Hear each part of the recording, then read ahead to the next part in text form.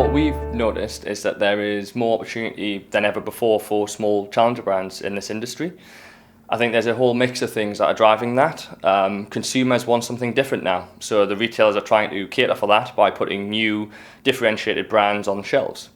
We've seen listings with major multiples as the kind of first route to market, which 5 years ago was probably unheard of, but for the select few. So I think consumers are demanding something different, brands are delivering on that, and we're seeing vast changes across shopping channels. So online is disrupting traditional bricks and mortar retail, as are the discounters who are stealing share.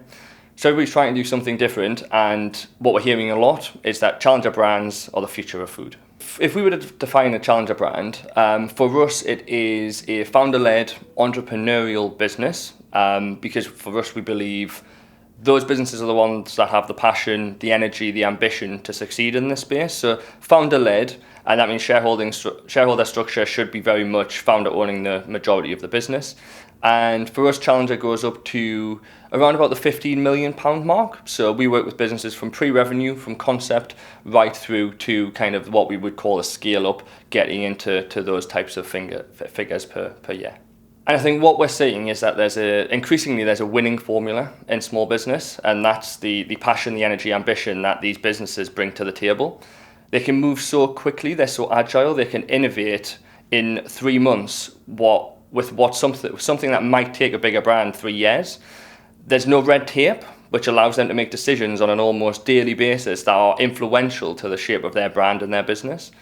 So what we're seeing is the pace of change that they can deliver within the industry is starting to land with not only the retailers and all the different routes to market that they can go out and sell into, but also the bigger brands with whom we have a lot of respect for and what they've done over the last kind of however many tens of years. They're really starting to take note now, because they're seeing that the brands that we work with can change the face of retail much, much faster than they can. And not only that, they are resonating with consumers. They are talking the same language, and we talk about innovation a lot.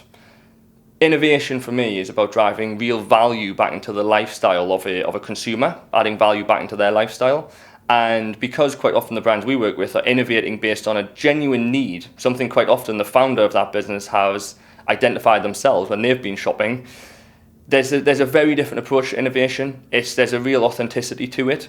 It's not about building a business that's going to make them lots of money.